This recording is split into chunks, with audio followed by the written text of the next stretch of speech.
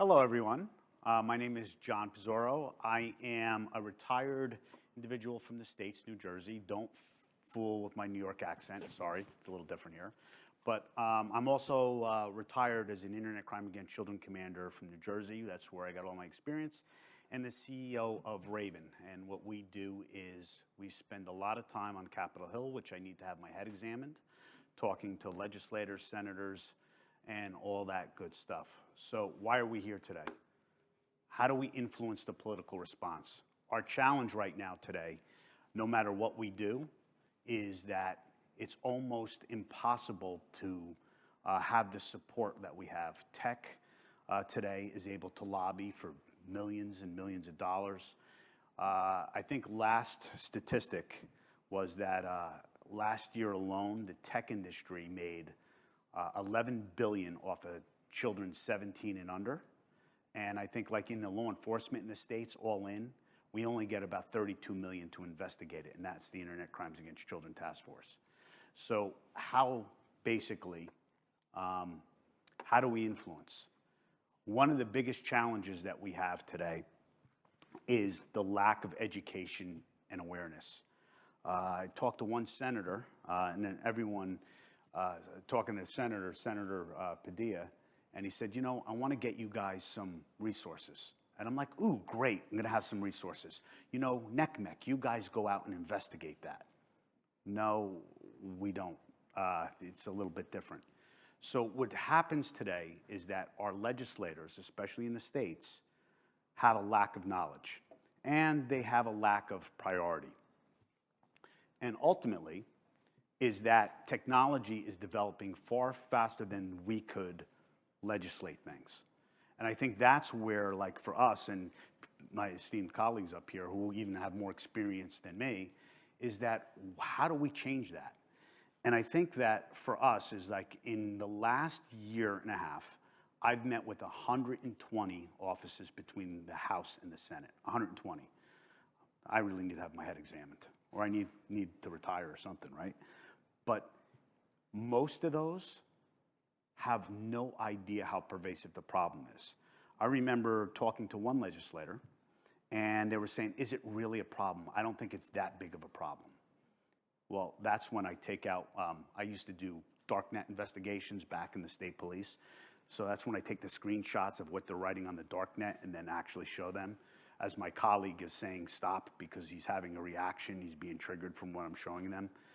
But the challenge becomes is that that's where we are facing, is that people don't understand the problem. They don't think the problem's big enough. And for the states, and this kind of where the companies come in, today we're doing this, tomorrow there's a bridge collapse. So for the next 2 weeks, we're talking about, you know, fixing bridges. Then 2 weeks, we're fixing about this. And for me, I started as the ICAC commander in 2015, and every year it got worse.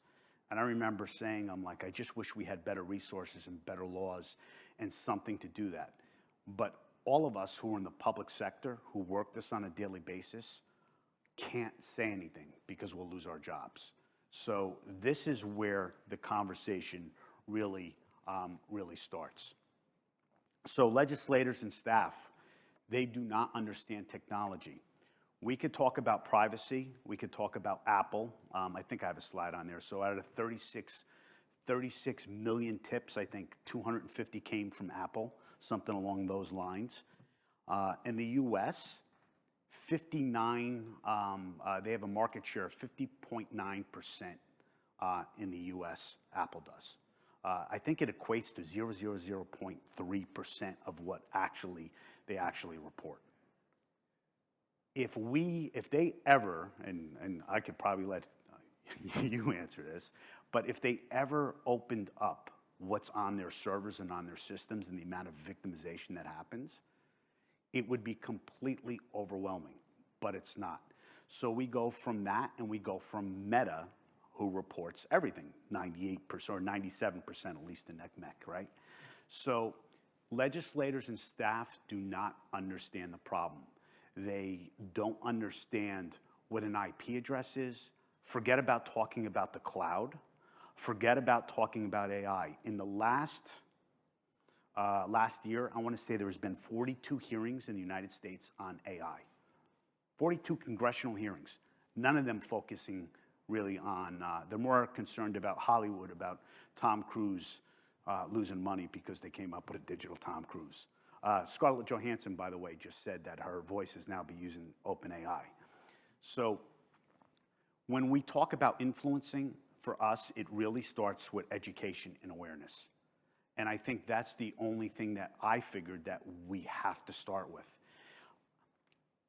And I don't know as from a global perspective or a UK perspective, but I know that staffers that represent these individuals in Congress, in the Senate, they don't have the requisite knowledge because they're handling 50 different things. So explaining that becomes really important.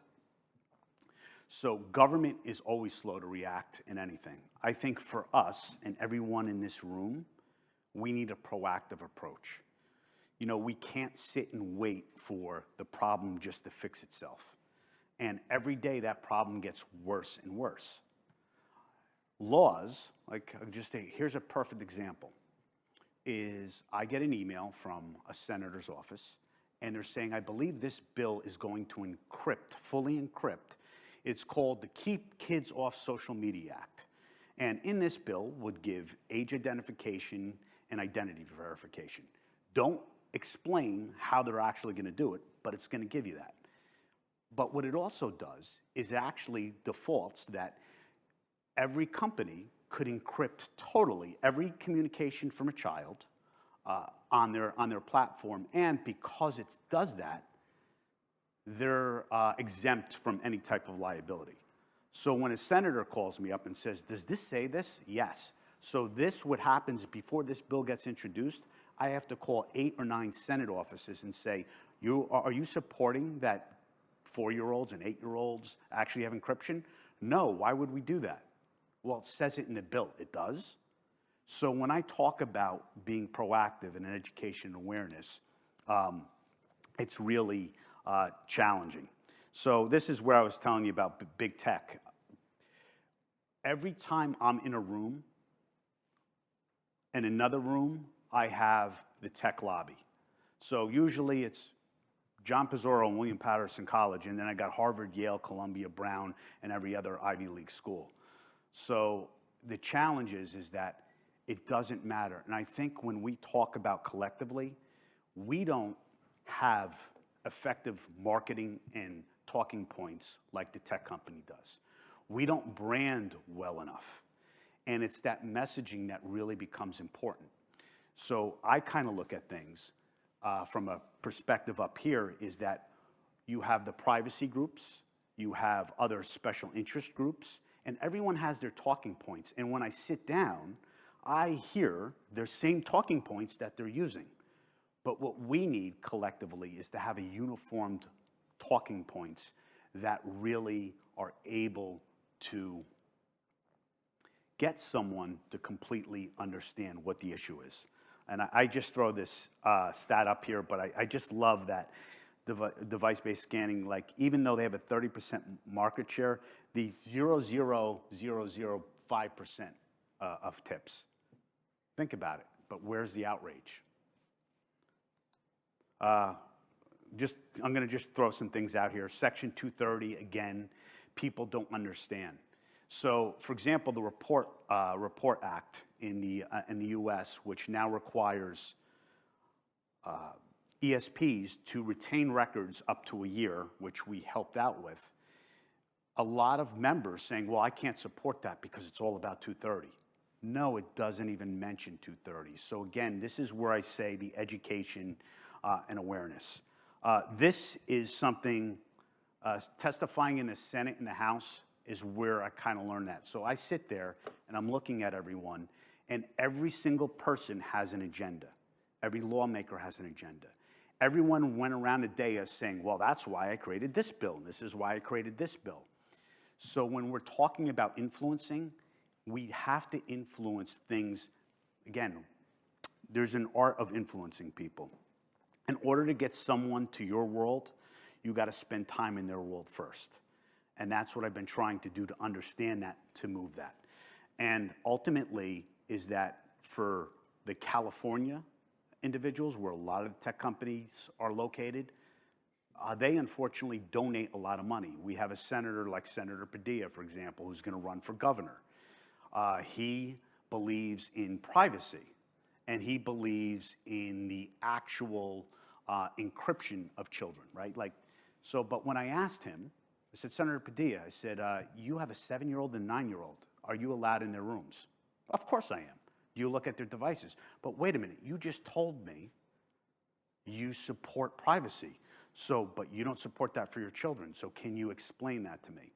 Those are the things in conversations which I don't think they're winning me any friends, but at the same time, I think that's where our challenges really are. This is our issues. We have a polarized government, and this goes globally. We have a lack of education. The subject matter that we have, no one wants to talk about.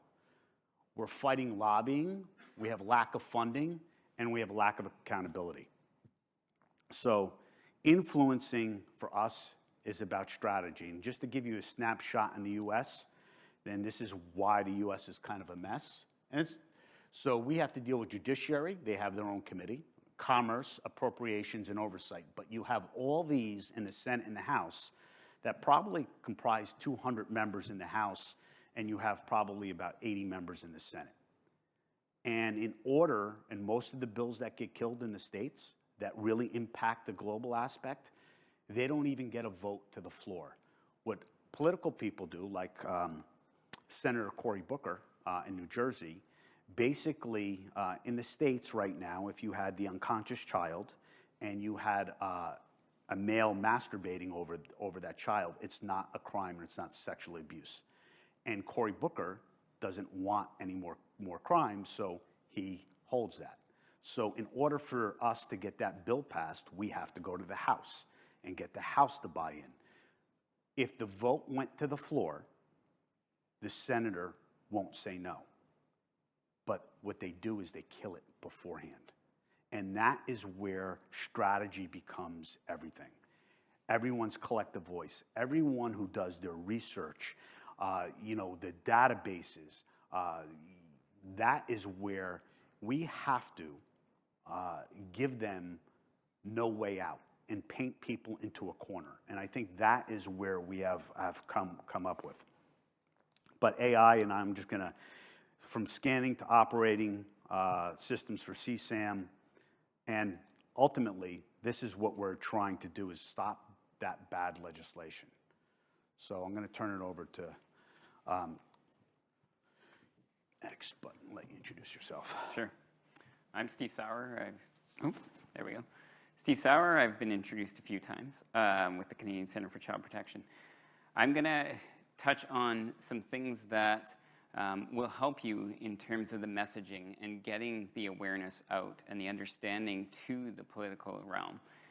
So some of the things that we've undertaken, some of the tactics that we've undertaken as an organization to get that message out to the appropriate legislators so that they understand whether or not they're making bad legislation or good legislation, what a good regulatory framework looks like, and how they can make adjustments. So I won't touch much on this slide, but this is really how we started this whole process, was pulling together a bunch of information that we were seeing in terms of the Canadian context surrounding child sexual abuse and exploitation. We talked to law enforcement, we talked to child welfare workers. We did a whole stream of work to find out what the response was like to child sexual abuse and exploitation across the country in Canada. And we realized there were some significant gaps, so we created a digital agenda, which is kind of the jumping point for everything else we've done in this space since, and the strategy that we employ for influencing politics and all the legislation that occurs in this space. But we were able to table this in front of the Prime Minister at the time, Stephen Harper. That was back in 2014. And it really, it changed the narrative. It changed the, he listened and he realized that we needed some new pieces of legislation to tackle some of the gaps that were happening in this space. He understood that there weren't enough supports for youth and victims in this space. And so he looked at ways that he could influence governmental change in this space. The other key piece to the whole ecosystem is the narrative of the survivors. So utilizing that information to influence change. So for example, taking this example, we did a survey back in 2017, where we published a survey results related to the abuse victims as adults. They came in, they were able to share their stories related to the child sexual abuse distribution and the influence of the recording of that sexual abuse. So it was done across a number of different organizations. We worked to translate it into 4 different countries. There was 150 respondents at the time that we issued the survey. But there were some significant things, key messaging that we pulled out of all of those different responses to the survey. And it was across cultures, it was across languages that we were seeing the same themes over and over again. So we use this in a lot of cases when we're coming forward and we're talking about the idea of recognition and the fear of recognition for survivors. So when we're talking to individuals who are looking at privacy legislation, who are looking at making a regulatory framework for online safety and harms, we want to focus in on the harms of the recording of that child sexual abuse and the ongoing systemic issues that this could cause for that individual moving forward. So, certainly that's one aspect. Now, beyond that, what we've done is we have worked tirelessly to get the voices of survivors out into the public realm and into the spaces where they're still safe, but we can share their stories with legislators. So this is an example of the Phoenix 11 group and all the different activities that they've undertaken since they came together in 2018. This is a group of 11 survivors of child sexual abuse who came together. At first, it was about coming together to create a network of support for one another, a peer support network.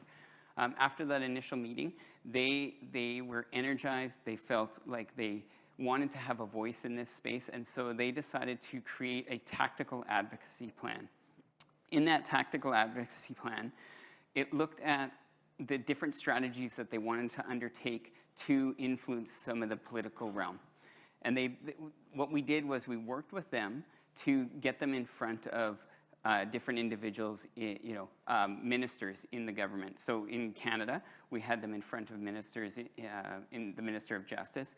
We had them attend an event at the White House where they were able to share their stories with both the tech industry. There were 5 tech industry members that attended that event, plus a whole group of legislators that they were able to share the ongoing impacts of the sexual exploitation and abuse material that was recorded. And then, we also had them come to the UK and share their stories with legislators as well. There were some significant wins over that. We know that that it's really important that individuals who are creating regulatory frameworks understand the perspective of those who've survived this, those who've had these experiences, and those who continue to be victimized by the sharing of child sexual abuse and exploitation. This was in 2022, we also brought together a group of families and survivors, a broader spectrum of families and survivors. So these would be individuals who experience victimization through sextortion, individuals or families who had children who were groomed, lured, and kidnapped. We had a family who had lost their child as a result of an online incident. We had we had individuals who were extorted in online spaces and then their material distributed. And we had individuals who had their material shared in a non-consensual incident, and then that became widespread across the internet. So we bring these individuals together to really get the information into those that are making these decisions, to make sure that they fully understand and comprehend all the different aspects and impacts to these individuals. So at the time, we had 3 federal ministers who were looking at legislation in terms of online harms, and this ultimately was kind of a basis for moving ahead with a lot of the things that they put in place for the current online harms draft that the Canadian government has now tabled. So it's really important to utilize the voices that you can. I won't talk much about this, but certainly victim impact statements are really important in this space when you can't bring the survivors into a space where they can share it on a regular basis. Even having a recording of that impact statement is really, really helpful in sharing that story and getting the narrative right for those individuals who've suffered these types of crimes. So in Canada, we do put these into court when an individual has images associated to a particular victim series. We will get that submitted into the courts for sentencing purposes. But these can also be used in a broader context as well. When we're sharing the stories of individuals who've been sexually abused, they're important aspects for, even in a closed network, to utilize those to again, impact some change. Data is also another huge influencer in this space. So when we can talk about the problem and everything that's kind of going on in this space, numbers sometimes they get lost a little bit, but there are some specific things that you can pull out from online victimization that can really influence change here. So this is an example of a case. Actually, it's related to what Dr. Salter was talking about, the Jane Doe case. This is a situation where we did a little bit more analysis in terms of what was happening in this space and the actual volume of material that's being distributed related to child sexual abuse material. So it kind of gives a snapshot of how bad this problem is. So when we were looking at some of these cases related to that particular study, we found one obscure Japanese website. It was a file hosting service. It had 53 links to child sexual abuse material on it. Not a whole lot. But this is one of the only sites that we've seen where they actually published the number of downloads on the service. And so we were like, well, okay, so let's look at these 53 links and let's see how much of this is actually being downloaded. And so from that, we saw that those 53 archives, they were downloaded more than 628,000 times from that service. And this is one obscure Japanese service. We see regularly thousands upon thousands of these file hosting URLs, links on other services. This was just a small snapshot of the problem.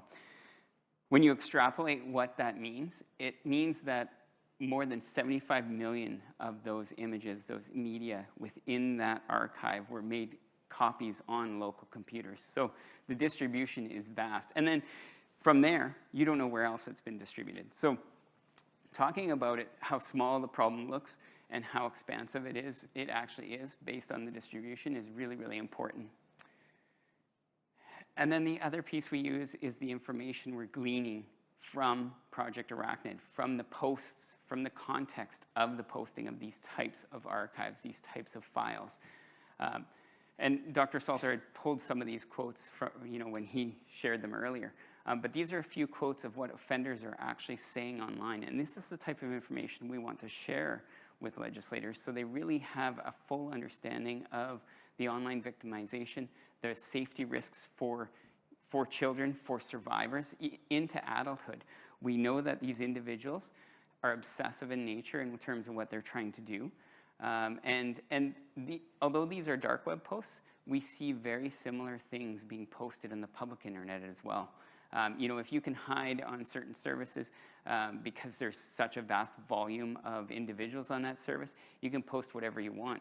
We could probably see the similar things being said on the public internet, on social media sites like Meta, Snapchat, Instagram, and it wouldn't surprise me that we came across this kind of stuff.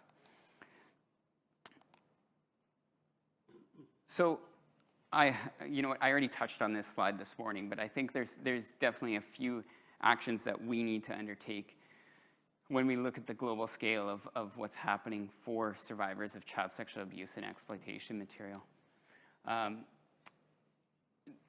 The other thing that we're really focused in on is publishing information, really getting out ahead of the narratives that are being pushed by industry. we talk about the idea that industry can only remove illegal material, but we know that's not true. They have stronger terms of service than most of the illegal, most of the legislation out there. They really control what is or is not left on their networks. So what we decided to do was that we were going to push them to a space where they would have to remove more than just clear-cut illegal child sexual abuse material. And this is the document I was talking about briefly this morning, which can be found on our website.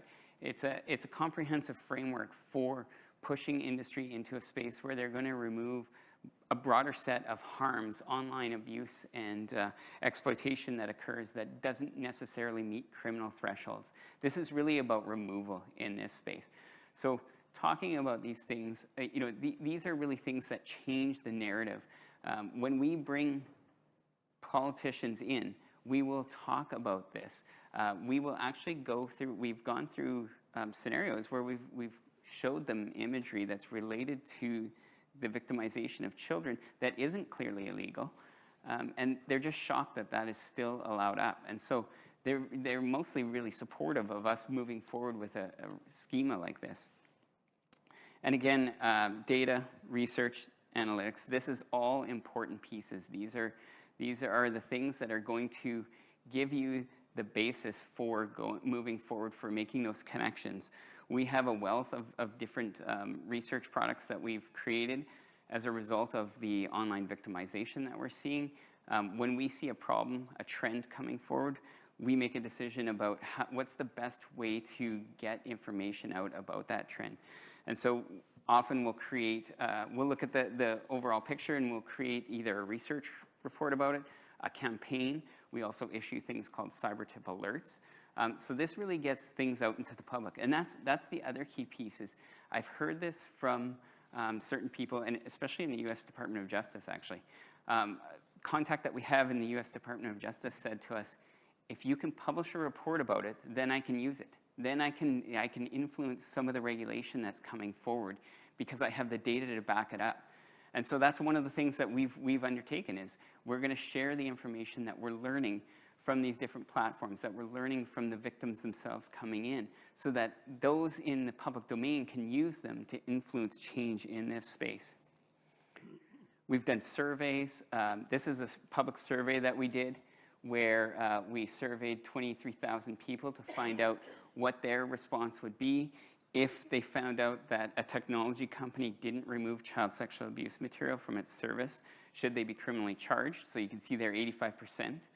89% felt like governments should pass laws that require technology companies to meet safety standards and include penalties for non-compliance. And I think the idea is that we want to see some significant penalties for non-compliance.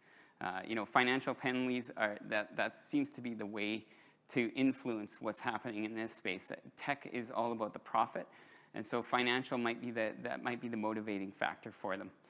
We'll see. And then 95% felt that technology companies who were notified about images that were stolen from a social media company or a social media post should be required to remove that image, because we see a lot of that happening too, where individuals take images from Instagram, they take images from other social media services, and then they post them on the dark web. They talk about wanting to sexually victimize this child. There are real safety concerns there for individuals in this space. Again, I know I'm harping on the data and information piece, but these are really important factors.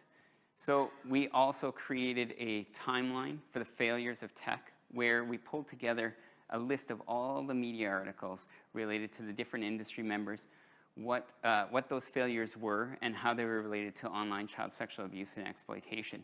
And that's all available on our site, where it has a list all the way back to, all the way back to 2018.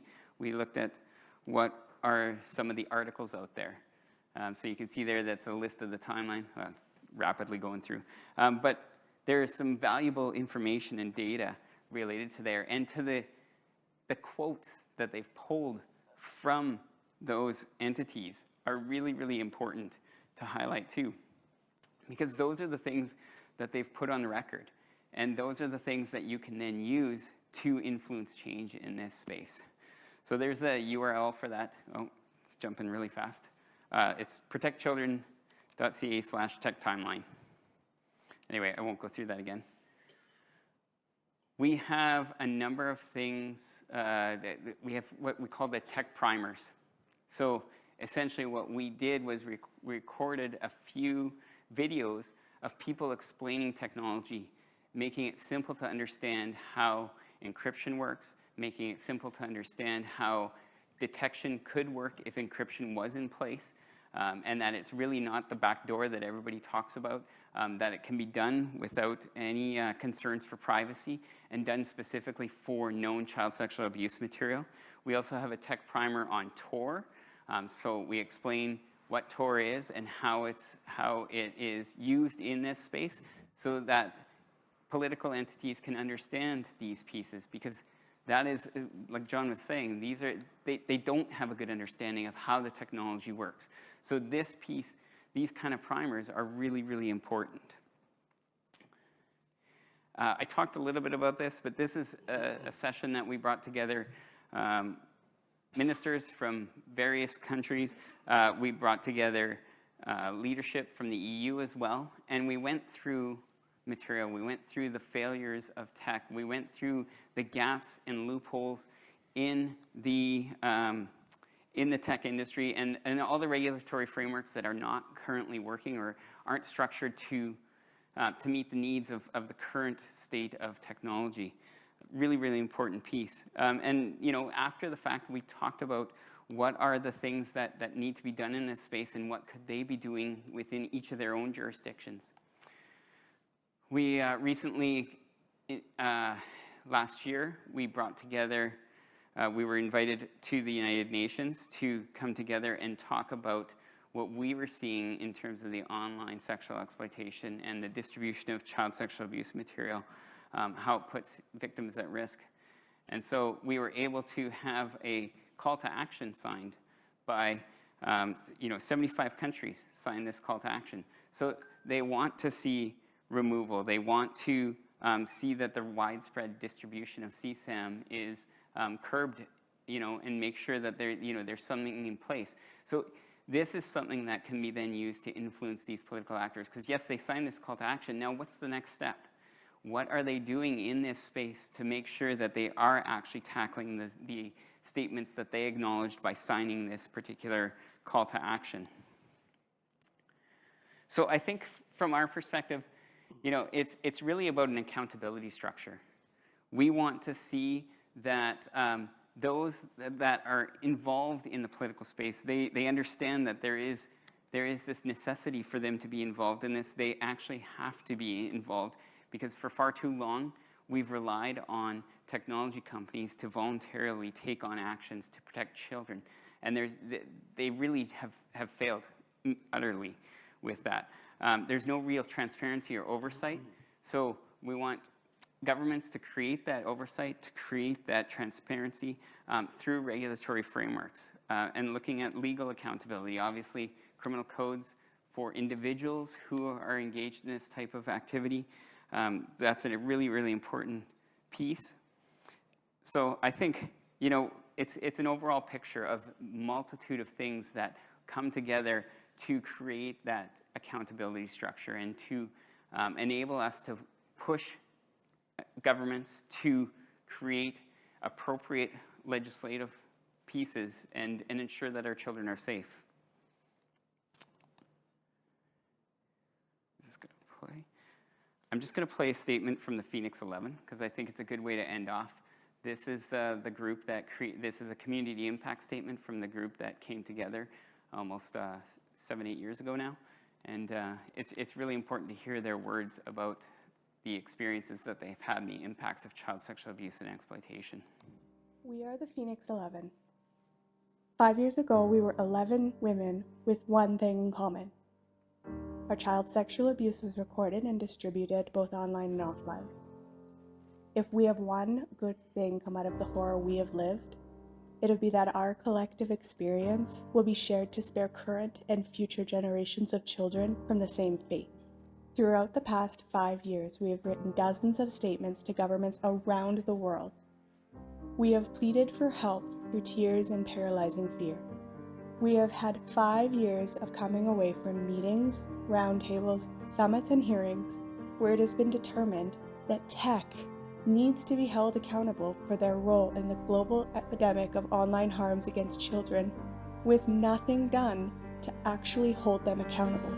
We renew our plea for comprehensive legislation that addresses what we believe to be 3 important barriers to protecting our children online.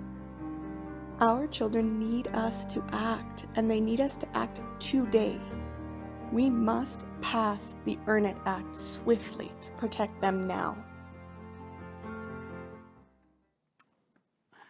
My apologies, that was not the full statement, but that was a video that they created for influencing political change on the Earn It Act and pushing that forward. So, but anyway, you can see how that would be very, very helpful in this space. So I'll turn it over to John now. Okay. Excuse me. You'll be delighted to know I haven't got a PowerPoint because I misunderstood the nature of the panel. Most panels that I've done, it's conversations between the speakers. So, but in any event, I am going to talk politics because that is the principal theme of what this session is about. And let me just start off by saying, you probably all know, or most of you anyway will know, that in the United Kingdom we recently passed, so October of last year, the Online Safety Act, okay? It is a fantastic piece of legislation. It doesn't contain everything that we wanted, not by any means, but it contains some really dramatic, radical changes and provides a legal framework within which a great deal of wonderful things are possible in terms of improving the experience of children as internet users, and in particular dealing with child sexual abuse images and people who are, and grooming and things of that kind. We have a power to deal with the encryption problem. We are yet to see how that will effectively work out, but nevertheless, the structure is in place. There's lots of other things in that act. We have a law now which says that anybody who publishes pornography, that's anybody, social media platform or Pornhub, directly publishing pornography, has to have an effective barrier to prevent under 18s getting access to it. And we pressed for that for many, many years because we saw pornography as a route through to the early sexualization of children, which made them more likely to become victims of grooming or get drawn into other forms of inappropriate sexualization. So that act is there. There isn't another country in the world, in the democratic world, the liberal democratic world, that's got anything quite like it. Australia's got bits that are similar, no question about that. And why have we got that act? Politics. That's how we've got that act. Politics. Politics that succeeded. When that act went through Parliament, not a single vote was cast against it by anybody from any of the political parties, or the independents for that matter. That was politics that got it. Nothing else. And so now let's go back a little bit, because I get kind of a bit fed up of hearing the doom and gloom. Winston Churchill, not a man I admired universally. He did great things, no question about that. But he had this wonderful expression: democracy is the worst possible form of government, except for all of the alternatives that have been tried from time to time. Those are Churchill's exact words, verbatim. And the truth is, we're fortunate that we live in liberal democracies. It's messy, though. Humans are messy. Human organizations are complex and messy. And it's no good bleating and complaining that the world is being run by idiots, because it's always been like that. And the challenge has always been for social campaigners, which is what we are, to use the systems that exist to change things. And we have changed things in Britain. We have got the online safety. Thank God I'm not an American. Let me just be clear about that.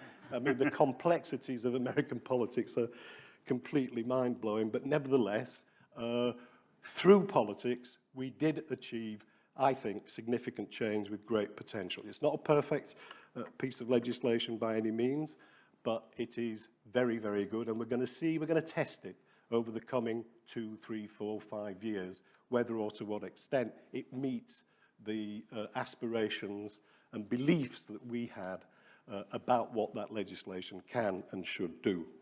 And the bit on encryption is a specific thing of mine, which I will happily talk about at length. I wrote an article for The Economist, which was published in December. If you want to go and read that, you're free to. I've also written a lot about the encryption thing on my blog as well. So here's my first point, really, about politics. I was an elected politician for 9 years. I'm married to a member of the British Parliament. And just by the way, on a not untypical day, she will get 500 emails from, overwhelmingly from people she doesn't know, organizations she's never dealt with. There's a constant and endless queue of people who want to meet her. Admittedly, she's a shadow minister, so that does mean she's somebody you ought to meet if you want to influence certainly Labour Party policy. So that's this. And each of the things, building bridges is important. We need bridges, Disasters do happen. They need to be dealt with. It's not that it's not that people say, oh, Christ, not children again. I've got to deal with the broken bridge. That's just a given of the way modern life is. Our task as campaigners is to understand that and manipulate the processes in a way that produce the results that we want.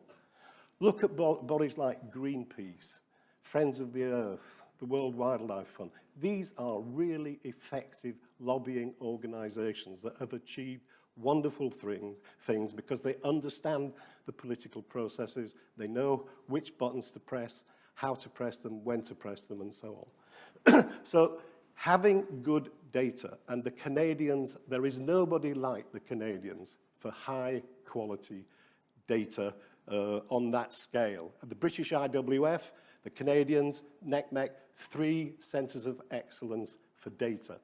But being right is never enough in politics, unfortunately. Having good data to support and prove that you're right is handy, but it's never enough because all of these other pressures, all of these other things that good, decent people, which is what overwhelmingly most politicians are, they have a whole set of other things that they also need to be thinking about. So why did the British Parliament pass the Online Safety Act? Because they knew that voters cared.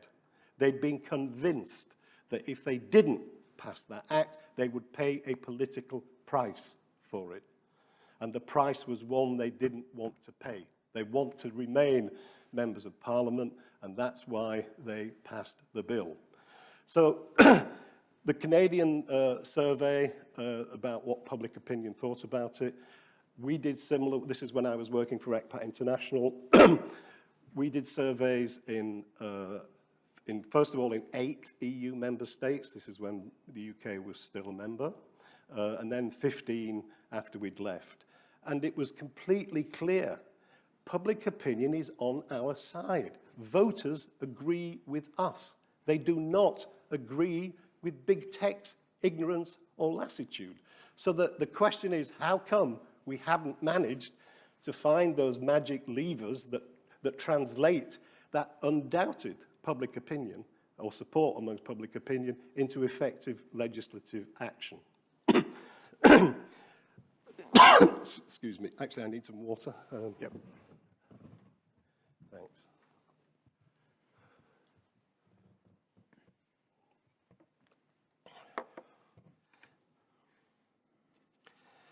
And when people ask me, I'm going to stay mainly to discussing politics in a national context rather than dealing with international institutions. Where's my line? Beg your pardon to people from the UN and so on, because that adds a layer of complexity. Although in principle, it's not that different. I mean, but I'm going to keep my remarks to a national level for the time being. When people ask me what I do, what my answer typically is that I stand at the interface of politics and the media, backed by the power of the voices behind me. Without the voices behind me, the children's organizations that I work for and represent, I'm nothing, right? It's only because I've got those brands behind me, like NSPCC, Bernardo's, Children's Society, that people listen. I mean, obviously they ought to listen to me because I'm a nice guy, I'm witty, and I tell good jokes, but they don't. They listen because of what is behind me and what I represent. But what I also know is, if you want politicians to pay attention, you have to find ways of engaging the media. And by that, I do not mean a tweet, right? The social media is a good thing to do. It's a good thing to engage with, don't get me wrong. And it can lead on to, there's no question, it can lead on to a much bigger political impact. But if you're not connecting with mainstream, well-known journalists in big publications, you're making your life that much harder. Because it's when it starts appearing on the news at 10 or on the front page of the Times or the Guardian or Daily Telegraph or whatever, that's when you know, and it could have been put there through a social media campaign, but if it doesn't reach those sorts of spaces, those sorts of areas, you are not going to get I say not. Things, one of the things about politics is there's a great deal of unpredictability about parts of it, and I'll come on to that in a minute. But that, as a general rule, has been my experience over, over many, many years. So one of the things I say to children's groups when they ask me is, find out who the key journalists are in the major publications and take them to lunch. Get to know them.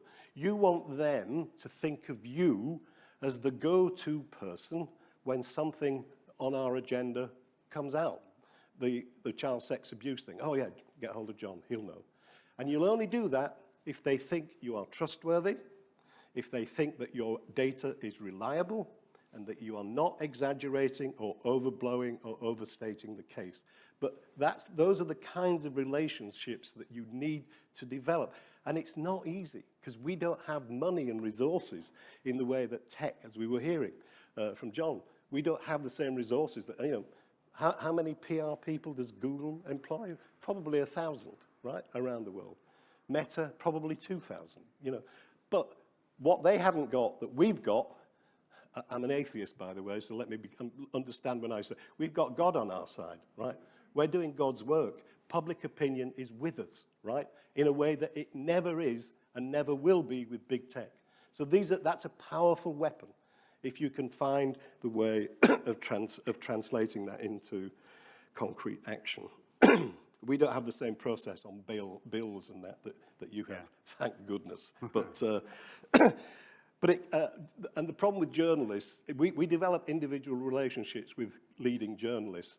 They are not the people who decide what goes in the paper or what goes on the program. It's the editors who do that. But you have to have the relationships with the journalists in the first place. And you want them to feel excited. You want them to feel that they're on your side, because then they'll go and talk to the editor and fight for it to get the best possible coverage in the paper or on the program or whatever it might be. But things can go badly wrong. I remember many years ago now, some of you will remember the incident that I'm going to refer to. We had been working on this story for weeks. We'd got some data, we'd got pictures, we'd got everything. It was an absolute cast iron certainty. We'd got a journalist on a major tabloid newspaper, guaranteed. And his editor, we spoke to the editor as well, going to be on the front page. No question, this is going to happen. Princess Anne's dog bit a parrot in Windsor Great Park, and we were blown away. I mean, that was it, done. So you've got to, there wasn't a great conspiracy by paedophiles to suppress the story or anything like that, although that is certainly what a lot of people alleged. Princess Anne's dog bit a parrot, right? And from the point of view of news coverage, kind of that's it. And was I cross? Yes, I was. But that's the job that they do. Journalists are there not just to campaign on behalf of children, they're there to sell newspapers, and that was an absolute cast iron certainty for them. Here's another example of how things can go spectacularly wrong. And by the way, I'll just make one very specific point. And by the way, I don't know if you're following the news at the BBC this afternoon. We could be having a general election, might be called this afternoon. All of the ministers have been told to divert and cancel and change their travel plans to go to number 10.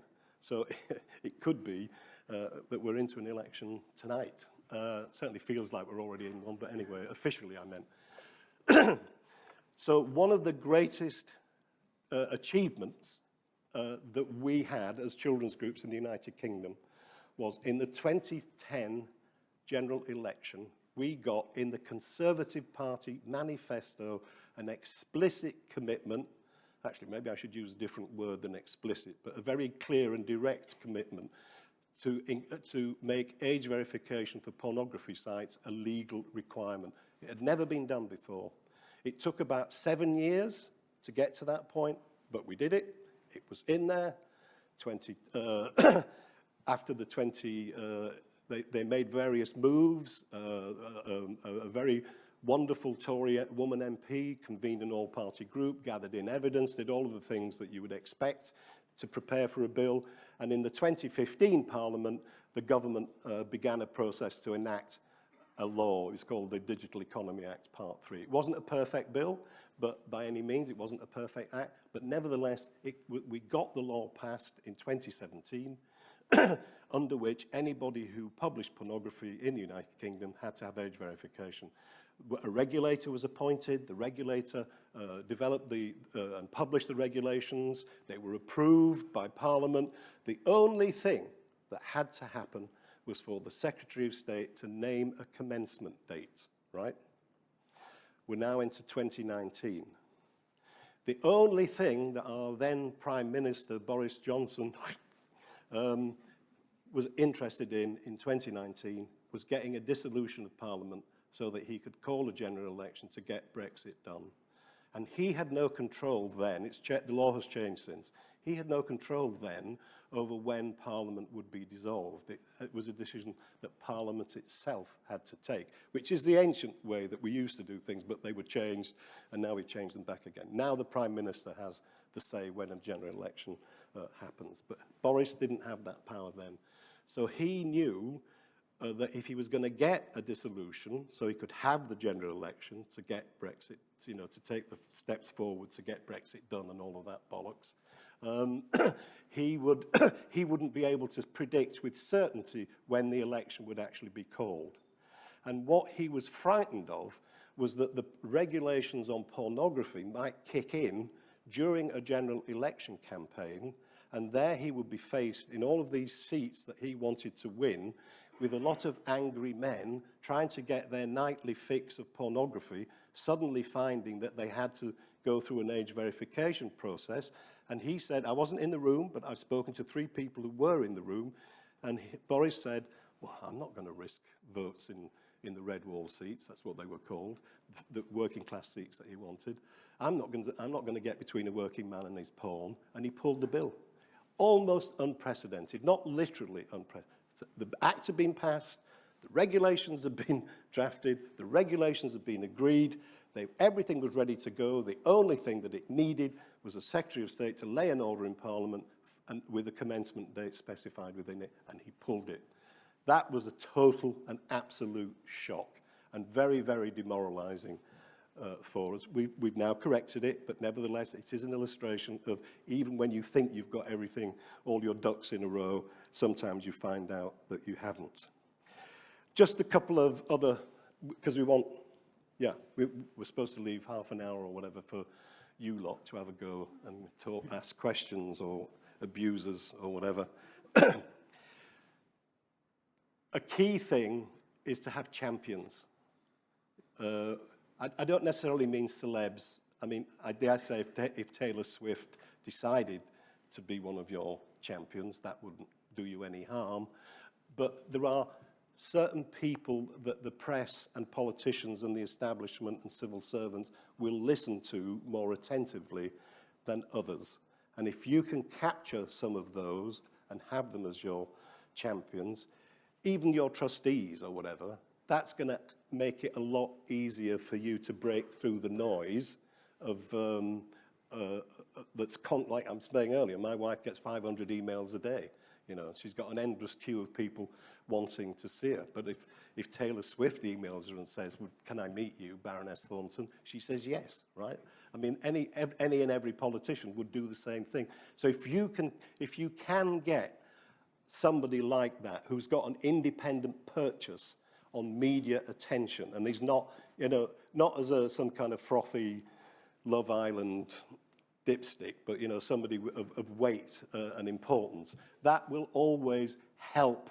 That will always help you getting your message across to journalists and to politicians and to civil servants. One other group of people that I think we can all give more attention to, and I've done a little bit of work on this in America, is with investors. There are ethical investment groups who don't like, and there's a resolution going down to Meta's annual general meeting, is it tomorrow or? Tomorrow, yeah. From our friends in the investment community who don't like what Meta are doing. Now, you know, Zuckerberg owns 62% of the voting stock in Meta, so there is almost zero possibility of that resolution being passed because he'll just veto it. But nevertheless, every year, it's kind of chipping away, it's doing its job, and it's something to think about because the money people have got influence in ways that we will never have. Okay, my last point is this. The big tech companies love the status quo. They've become fabulously wealthy because of the status quo, because of what we've now got by way of regulation or the absence of regulation. They love it. They want it to carry on for as long as possible. For them, delay is the same as money. So beware when they ask for another study or another group to look at this or to look at that, because that's kicking the can down the road. And you can't always resist, and you know, collecting data is a good thing. But we all grew up, I'm certainly very guilty of this. I did believe that big tech was going to change the world. I did think the internet was going to make the world an infinitely better place. And I wanted to be part of it. I was part of it for a while. And I think initially in Silicon Valley, when they all set out with their companies, that's what a lot of them thought too. But when capitalism started doing its magic, everything changed. The whole nature of the internet began to change. And what they want more than anything is for it to carry on for as long as possible. They all know, because they're not stupid. They all know the game is up.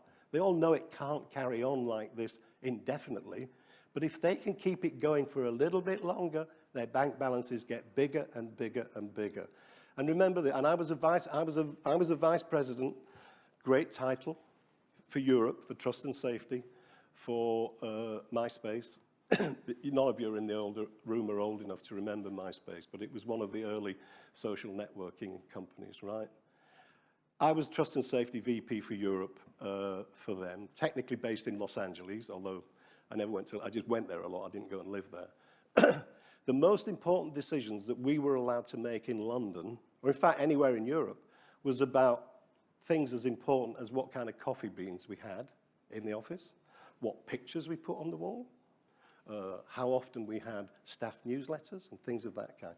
Every single decision of importance, everything, went to the West Coast to be cleared by their lawyers, their accountants, their economists, or whatever. So when we meet in Europe, people from big tech, you are not, there's an expression in Yorkshire, talking to the oily rag, not the engineer, right? We're not connecting with the people who actually make decisions about anything of importance that we care about. What you are doing is connecting with messengers who pass messages up the line and then pass them back down the line. And but you know the cruel thing about this is most of them who I've worked with share my values. They share my outlook. Their views are no different from mine, but they've got a job to do. So when you think you're being horrible, or you're about to be horrible to somebody in a big tech company. Just remember, it's not really them. It's not really them that you're speaking harsh words to. It's not them it's not their personal good faith that you're doubting. It's their employers. They're very, very rich, very, very smart, very, very knowledgeable employers. Our job is not to jump over to the other side of the argument to understand their position, their difficulties. I agree we need to walk in their shoes and understand that their world that they're in, but we do know enough about the world they're in. They're in the world of making money. We're not. We're in the world of protecting children. We are children's shop stewards. We are, and that maybe doesn't translate, but we are the union. We're the trade union for kids in the tech space. Our job is to fight as hard as we can to get as far as we can to protect our clients. And if that means upsetting people you might otherwise share a glass of Prosecco with, then that's just part of us doing our job. Thank you.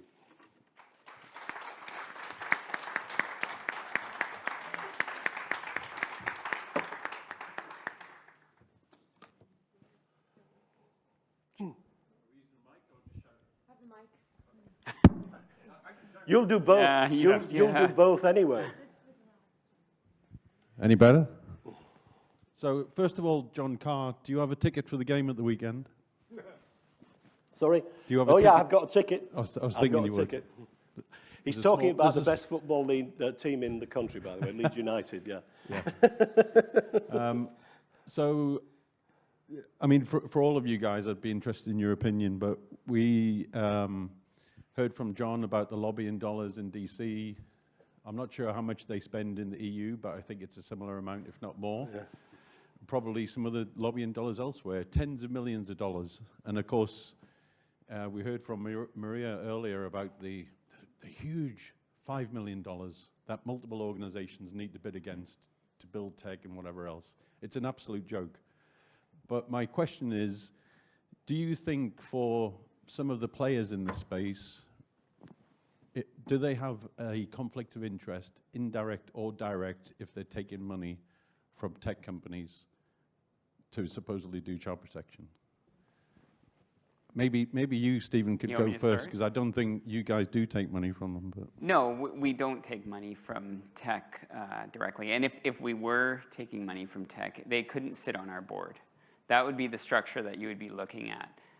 You wouldn't want them to provide money and have an influential seat at the table to guide the mandate or the mission of the organization. So I think from our perspective, that's the way I would see it, is if you are taking money directly or indirectly, there's nothing wrong with that. It's just how you set up your governance structure so that you have the ability to still call the tech industry out. You still have the ability to ensure that they're accountable for what they're doing without them being able to influence what you're doing as an organization and how you're protecting children. So that would be my answer. You know, it's funny because I had two tech companies. Now, Raven is a startup. We really do need money. But when I was, when I responded that tech does the bare minimum, all of a sudden the tech companies, Snapchat, Meta, started reaching out. And it's funny, a couple of them said, hey, we would love to give you money. And I'm like, no, sorry, can't take it. Because the argument is that I don't even like, for our standpoint, is that we're fighting for some of those things, and I'm not going to take money from someone that we're going to just turn around and fight against. So, I've been an independent consultant since 1988. And I'll tell you this, whenever anybody employs me or gives me money, it induces warm, fuzzy feelings in me towards them.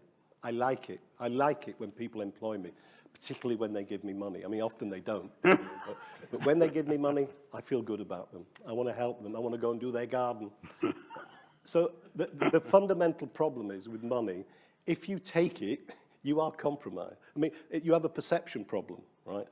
Would British athletics take money from tobacco? No, they wouldn't. Why? It's obvious why. Because it's a completely confusing signal that gets sent out. These companies want to give you money. They want to buy a seat at the table of virtue. They want to be able to say, guys, we do take this seriously. Look, we give money to InHope. look, we're members of this, look, we're members of that. We wouldn't be members of this, we wouldn't be making these donations if we were evil monsters.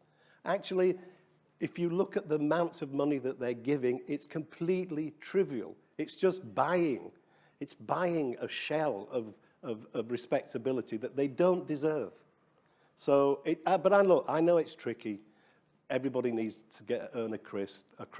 And I'm sure people do good work with the money that they get from it. What I've said to a couple of organizations, there's nothing wrong with you taking money from Pornhub to provide a service to Pornhub, right? You do a job to help Pornhub stop pedophiles accessing child sex abuse material. That's fine by me. In fact, you have an obligation to do it. It's not just, should I do it? It's part of your job to do it. But a donation, sitting on your board, nah, that's a completely different thing. My only concern with them paying, like Pornhub, for example, paying for a service, there's also the concern about them using that as a shield and saying, I'm doing everything in this space because I'm paying for this service, so I don't need to do any more. So I think there's a danger in that as well. That can also bubble to the top if they're using that as a way to say, I'm virtuous, I'm paying for this particular service. So there's still, but... Yeah, you're right, no question. It's slightly less. If a donation is a whole new space. Yeah. An affiliation fee is a whole new space. Yes. Ellie. I don't. Oh, yeah, it's working now. Yeah, thank you. That's so interesting and really resonate with those reflections on how money can shift things. And I've been chewing this over because, you know, at the end of the day, it also seems unfair that tech then get to, you know, corporations that are causing harm then get to keep more of that money. And so what's maybe a fair way forward? And I was looking into this in another harmful commodity industry, gambling.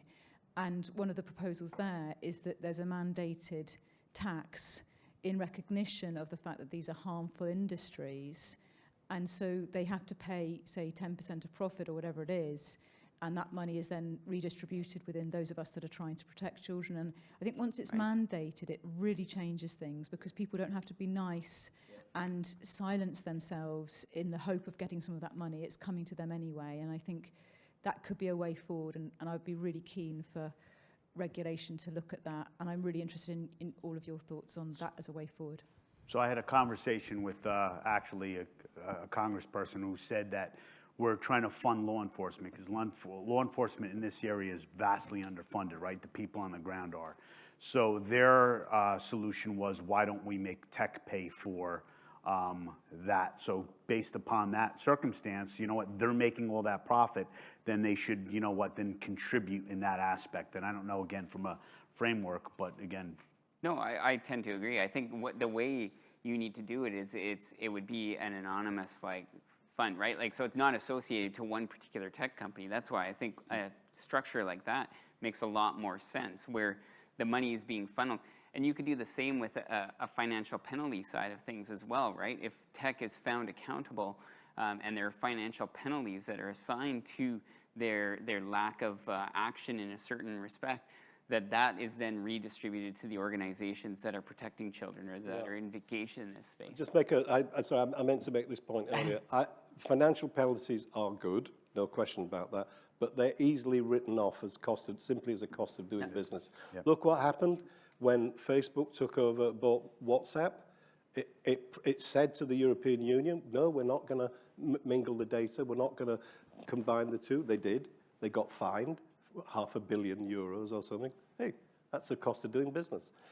Apple have just been fined $1 billion, I think, or $2 billion or something like that. Criminal penalties. That's the thing. Think about the financial crash of 2008. What happened then? Youngsters in the City of London and Wall Street, New York, were gambling with other people's money recklessly, right? And nearly brought the whole world economy crashing to the ground, right? How has that stopped? Since then, in London and in New York, criminal sanctions attached to named individuals within the company. They're now constrained by the criminal law to behave in a particular way. And that is a major inducement to behave well. Financial penalties you can pay. Jail time, you can't avoid. In the Act I mentioned earlier, by the way, we have criminal penalties attaching to failures, particularly in respect of transparency, for example. And if there was one thing that I would say we should be pressing for, it's the strongest possible transparency regimes with independent accountability to ensure that what the regulator or the public are being told companies are doing is what is actually happening. Well, the interesting thing, when I was at the tech hearing, you know, you had Zuckerberg who got up and apologized to the parents. But, you know, can you imagine if there was a criminal penalty at all for, you think things would change quickly? Yeah. You would, a lot definitely. quicker. It wouldn't just be an apology. Yeah. Right? Like an empty apology to all these poor survivors and their families. He'd probably buy the prison. Yeah. Yeah. Andrew? Andrew? That's very efficient. Hi, thank you. Andrew Campney, I'm an independent trustee of the Internet Watch Foundation. It was a really interesting conversation. I wanted to add a couple of observations to the landscape and then throw a couple of things at you, if I may. So in terms of the landscape, I think I agree with John's observation that the whole tactic of the sector is to walk backwards slowly, is how I'd characterize it. Some things that they're, in my view, very obviously doing is there's corporate capture of some parts of civil society, which has enabled them to weaponize privacy as the justification for most of the bad things. They then build some artificial constructs that you then have to try and overcome.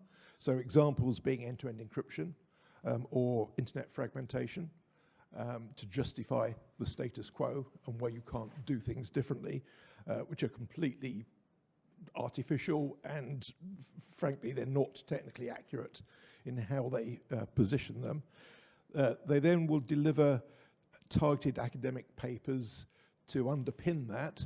So for example, shortly after they focused on end-to-end encryption, there was a paper to justify why client-side scanning is bad, which is nothing to do with end-to-end encryption, but it's been linked to it to say why you shouldn't do that either.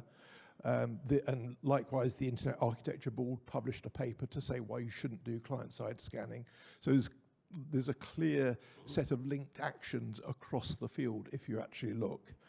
And then to, if you like, really help the sector, they get plausible deniability by changing the underlying internet standards to remove a lot of the metadata to say why they actually can't do the things you want because they've taken the decisions to change how the internet works. What they're not seeing is you're not really highlighting what the consequences of those actions are. So, for example, we're on a trajectory now in the standards where it will soon be impossible to have lawful intercept because the mechanisms that support that will disappear. And I think if you think about that for a minute in terms of the consequences for security, not of all sorts, that's pretty fundamental. And that's kind of where we're almost at with the internet standards. So it's far beyond CSAM, but obviously CSAM's part of that. And equally, the research now that shows that there's a direct causal link between the viewing of CSAM and contact offending, in my view, that's actually tremendously helpful. So if you can say, the things these people are talking about remove lawful intercept and will increase offending, I think that's the sort of points to make to politicians to show that, absolute harms will occur. And then the two opportunities, though, John, when you talked about the committees to target, the one I would respectfully say you absolutely overlooked is security. Senator Mark Warner, who chairs that, other John, chairs that committee, was extremely eloquent at the RSA conference a couple of weeks back, and it seems far more knowledgeable than most politicians in terms of technical knowledge. And I think some of the issues that affect CSAM also affect cybersecurity. So we could make common calls with CISOs who are also affected by end-to-end encryption, for example. And they've got money. even if we don't. You know, enterprises have a lot of money, and if they don't, CISOs, expel that out. sorry, Chief Information Yep. Security Officers of enterprises, right. some of them have been fined $100 million plus because they've had security gaps caused by things like end-to-end encryption. So they've got budgets which would make an enormous difference to us if we could sort of join up. And then the other opportunity is in the US, the UK, and the EU, we've got elections. That is such a fantastic opportunity for us because politicians want headlines.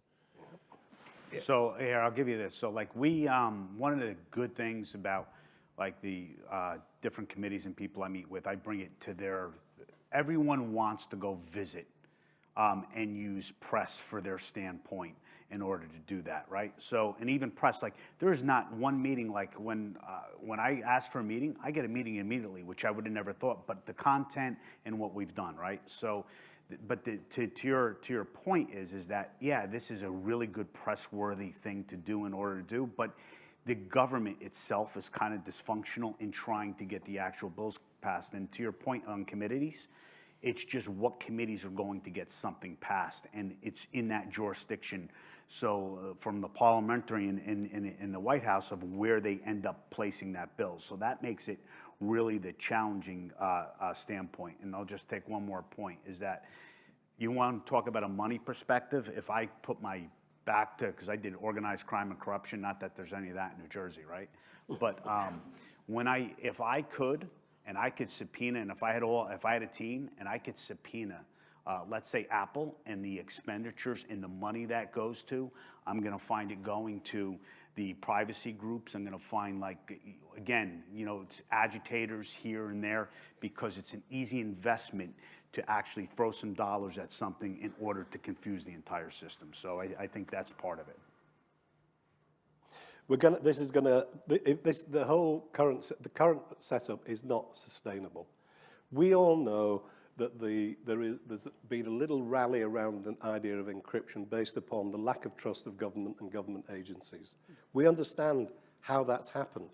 You know, the Snowden papers, WikiLeaks, there's lots of evidence where government and law enforcement agencies have overreached, broken the law, or done bad things. So have companies, but that's a slightly different bit of the question. So what's the answer? What answer has evolved from tech to this knowledge that governments can sometimes behave badly, or that law enforcement agencies or spy agencies can sometimes overstep the mark? They have decided, no parliament has decided it, no elected body has decided it, tech has decided to let out, publish, distribute strong encryption or encryption technologies that create whole spaces where the rule of law effectively ceases to exist, right?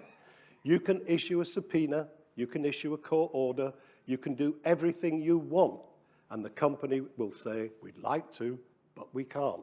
So the price that we are all having to pay is essential. I mean, the rule of law implies the possibility that the laws can be enforced. But we're looking at a situation now where that is no longer going to be true in significant areas of our common lives.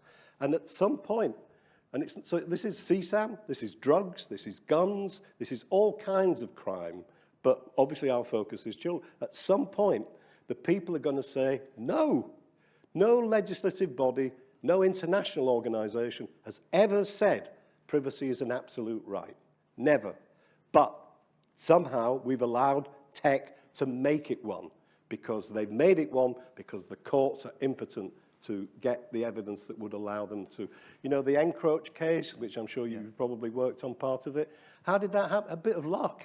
I mean, there's a lot, don't get me, I'm not saying, there's lots of excellent high-tech sleuthing going on by the cops. But when you look at some of the cases, some of the big ones, it often boils down, like in the Encroach case, they arrested some guy with a broken rear indicator and found this device in the bottom of his car that they hadn't seen before. This is the French police, by the way, where it first happened. And about 2 years later, they worked out that this was an encryption device that criminals were using all over the world. And then they got busy and I don't know what the French police did to the guys, but they got the codes out and were able to infiltrate the network. 7 years later, I think, the guys are now going to jail.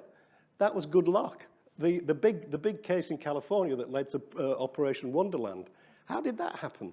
It didn't happen because the cops were smart.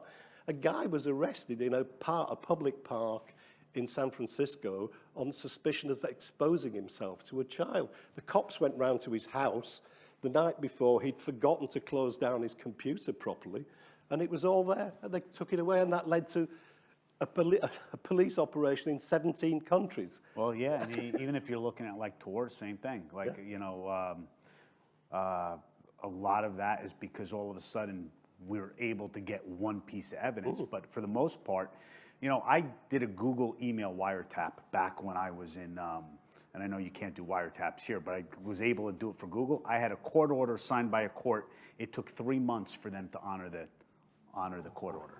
Yeah, there you go. It's not sustainable. How and when it breaks, how and when it all starts falling apart, I don't know, but it will, because otherwise liberal democracies are, you know, in deep shit. And we can't, sorry, that's a technical term. We cannot run Britain, France, Germany, America, etc., Canada, as if we were Iran or North Korea, right? We can't. And this idea that you hear that coming out of tech, or, oh, well, if we do that here, what about Iran? What about North Korea? There's something sort of vaguely, repulsively imperialist about that notion that we're going to save these poor people in Iran and North Korea by putting our children at risk in Britain. No, it's not sustainable. It's intellectually not coherent and morally not right. Anyway, we're nearly done, 3 minutes. Does anybody want to insult us or throw? I never would, John. Ever. So if we're thinking about, sorry, I'm Deborah from Lucy Faithful Foundation. Just thinking about some of the things we've seen recently here that have really influenced political responses, and thinking about the groundswell, if we think about Mr. Bates versus the post office, and then what we're seeing with blood scandal, is that how we're going to get change? Is it that momentum? Because we've all been talking about the scale of the problem. We've all been talking about how many children are affected. We've all been talking about how outrageous big tech have been allowed to be. And yes, we've got progress with the Online Safety Act. And yes, there is really good things happening. But for real change, do we need something like that gets every single person behind some kind of momentum? You don't think the Online Safety Act opens a pathway to bringing those companies to account and making them change their ways? I do. It's certainly a starting point, right? It's a domino effect. You're going to start to see other democracies create stronger and stronger legislation. I mean, there's no way Canada was going to move on their own without the UK first taking the step forward and legislating in this space. And so now we're seeing that influence in the online harms bill that's been tabled. And we're starting to see change, and we're going to continue to see change, and I think some momentum, because there are going to be more and more governments that realize that the tech industry, there needs to be regulation in this space, and it's going to take time. I don't think it's not going to happen overnight, but I think that certainly the UK being a landmark in this area is hugely beneficial to the rest of us and pushes and bear in mind, forward. Why do tech care about Britain? They care about Britain because after the United States, it is the biggest market in the world for online advertising and e-commerce generally, right? America's number one, we are number two. So big tech is paying attention. They will comply in Britain because they want to carry on making money. And if one or two small companies leave because they don't like our laws on encryption as and when they evolve, do you know what? We'll just find a way of living with that. We'll just find a way of somehow struggling through without them, and I'm sure we'll manage perfectly well. Just a very quick comment to follow on. That linking what you're saying with also what Deborah's saying, I think that we often look at society as if it's a simple system and therefore change will happen incrementally. But obviously we're living in a very complex system, and some of the lessons from looking at things like ecology show that change can happen in a very different way. And it can happen through these tipping points. And so I guess kind of maybe wanting to end on a note of hope that what I'm hearing is that we may be at this point of a tipping point, Yeah. and That's these my domino view too, effects, yeah. that there is momentum politically and There is. people power, and how much change could be achieved in quite a short time scale. So let's really push for that and believe in that. Yeah. Change is also going to happen because we're suing them. And I run around the world talking to NGOs, and they think of the greedy lawyers and all that. But law is also policy reform, right? Litigation can also result in Yeah. policy reform. Yeah. Litigation, lawyers, Yeah. suing them, money damages, Yeah. also is policy reform. We don't Correct. need parties, parliaments, presidents, lawyers in the courtroom demanding change, demanding $1 billion from each of these platforms, Correct. along with injunctive and other stipulated relief that is enforced by the court order, which puts Zuckerberg in jail if they violate the court order.